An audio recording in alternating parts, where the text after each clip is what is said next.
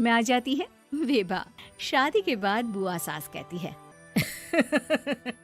अरे माँ ना, साली आधी घर वाली होती है, लेकिन ये क्या, तुम तो उसे घर ही ले आए। तभी चाची कहती है, सिद्धांत को तो हम लोगों ने सीधा समझा था, लेकिन सबसे तेज तो यही निकला।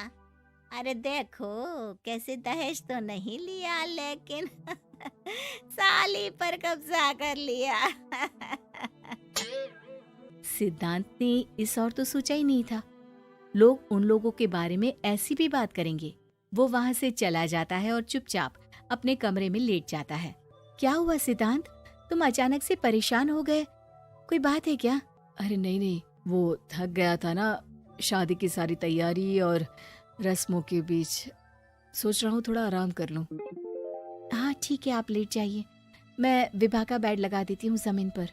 क्या, वो यहाँ सोएगी? हाँ, बताया तो था कि उसे नींद नहीं आती मेरे बिना, तो तुम आराम से लेटो ऊपर, हम लोग नीचे बिछा लेते हैं।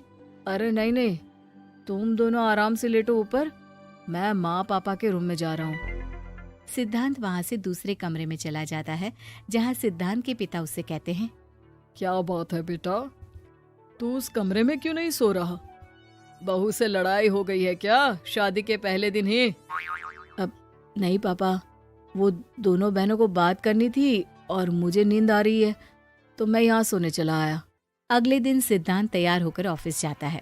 ऑफिस में लंच के वक्त दोस्त कहता है, क्या बात है सिद्धांत, इतना सारा खाना एक ही दिन में?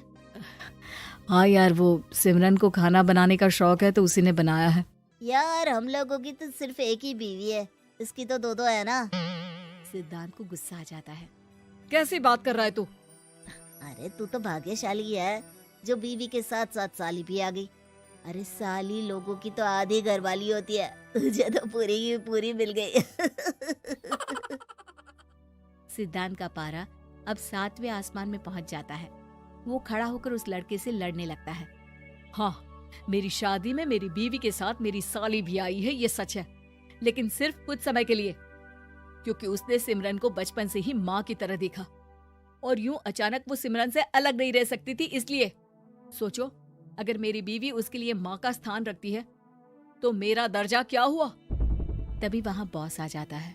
माफ करना सिद्धांत, यहाँ इस मेंटल लेवल के लोग हैं, जरूरी नहीं साली सिर्फ आधी घरवाली ही हो, कभी वो छोटी बहन तो कभी बेटी भी होती है।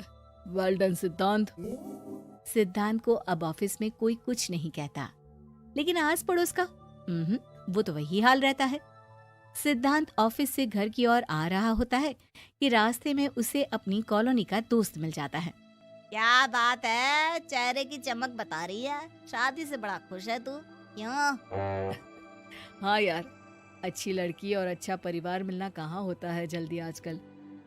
यार हमें भी दिला देना ऐसा परिवार जहाँ एक के साथ एक फ्री की स्कीम चल रही हो।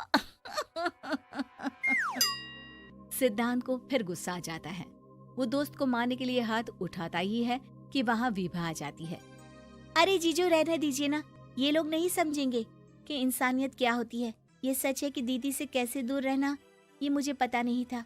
आपने मुझे दीदी के पास रहने का मौका देकर ये समझने का मौका दिया कि लड़की का असली घर उसका ससुराल होता है। मैं समझ चुकी हूँ, मैं जा रही हूँ जीजू, लेकिन मैं खुश हूँ कि आपने मुझे अपनी छोटी बहन समझा। सभी उन लोगों को देखकर ताली बजाने लगते हैं। विभा अपने घर चली जाती है और सिद्धांत खुशी खुशी सिमरन के साथ रहने लगता है।